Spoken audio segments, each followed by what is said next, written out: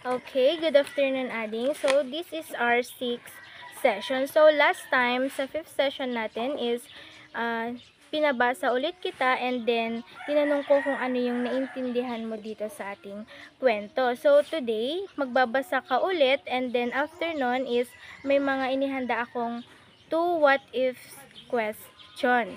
So, kanina is pinasagutan ko na sa'yo para mas mapadali na ang iyong pagsasagot kapag tinanong ko na mamaya yung question. So, ngayon, babasahin mo muna ito and then mamaya is tatanungin na kita. So, pwede ka na mag-start. The Singa Germinal of Singapore. Sang Nila Utama, an imaginative and adventurous king, was restless by nature and eager to travel to faraway places. He lived hunting wild animals, so when he heard that three were stags in the jungle of Tanjong Bentang, they were difficult to Hunt. hunt. He became excited and took with him a great fleet of ships to Tanjong Bentang.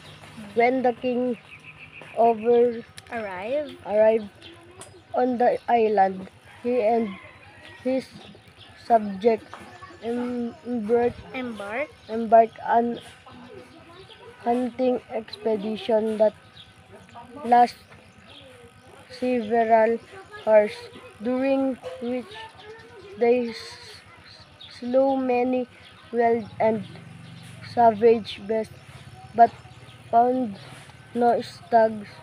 This disappointed the king, leaving him with sense of unfulfillment in his heart. Suddenly, a large stag darted out of the bushes in front of Sang Nila Utama, giving the king a shock. But the king quickly drew his silver dagger and hurled in at the stag, only grazing the animal. The stags began to run and the king persuaded it. I'm in Tuesdays. Those.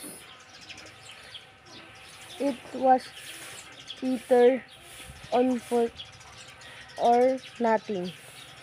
The stag ran right Through. through the jungle and darted up a knoll. The king followed the stag up the hill, but up reaching the summit, the stag was nowhere to be seen. There was a large rock, so the king climbed in and looked out over the land and sea spread out around him. In the distance, he saw a stretch of White. white sand and island.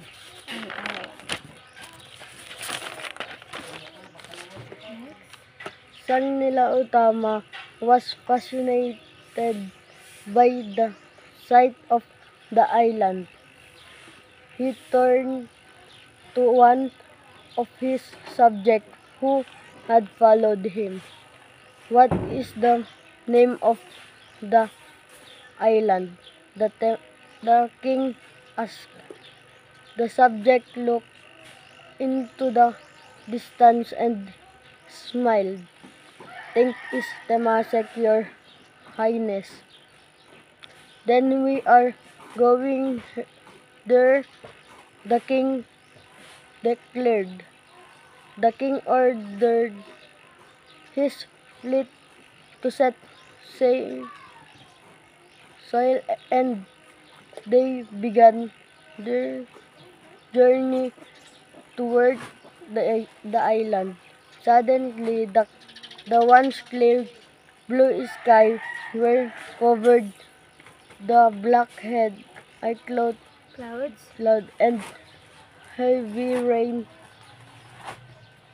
poured down. Strong bursts of wind threatened to tear the ship apart. The ship carrying Sang Nila Utama was in the very eye and the storm. The crew lowered the sail, started to boil water Beer, water. from the ship and prepared most of the cargo for jettisoning. However, an idea came to the king's mind. Mind. He remembered a story his grandfather had told him about how one of his ancestors became the Seiya king and his crow was the only thing that truly belonged to his ancestor. He removed his crow's Crown. crown immediately and threw into the sea. All at once, the storm broke. As suddenly as it had started, the sky began to clear and the crows shouted for joy as they set sail once more for the island of Temasek. When the king stopped Step. stepped on into the island, a creature appeared out of nowhere, and the king and his men were awestruck by its magnificence. It was large and moved, which Grace had a black head covered in a very mane, a White. whitish neck, and a red body. When the king drew his bow and arrow, the best Spear. struck black at him the golden eye and let out a defining roar before leaping into the jungle. What sort of animal was that? The king asked. A wise old man stepped forward. I have seen animal in train from the far away Far west. forest. Perhaps. Perhaps this is a singer, but I wonder how it come to be here. This must be a great place if it breeds Such. such a beautiful animal. Let us leave her on the I, I, island and Singapore.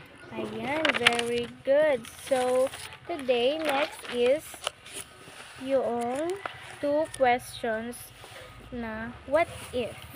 What ifs? So, the first question is, what if ikaw ang hari sa kwento? Kaya mo bang itapon ang korona na ipinamana ng iyong angkan para sa iyong kaligtasan? Oo o hindi. Oo po. Bakit oo? Dahil bilang isang hari, responsibilidad kong protektahan ang aking sarili at ang aking mga kasama. Ayan, very good. So, ang second question naman is, paano kung ikaw ang hari? Nabatay kanina sa binasa mong kwento, may nakita ka nga kaibang uri ng hayop, ipagpapatuloy mo pa rin ba ang paglalakbay? Opo. So, bakit oo? Dahil bilang isang hari at mahilig mangaso, kailangan kong harapin lahat ng problema para hindi ako mapanghinaan ng loob. Ayan, very good. So, naintindihan mo nga yung binasa mong kwento na about sa The Singa or The Germinal of Singapore. So, dalawang question lang yung ni-ready ko, and sa susunod, hindi lang natin alam kung may susunod pang session. So, pupuntahan na lang kita soon if ever meron pang susunod na session. So, thank you so much. Thank you so much for today. Thank you, Adi.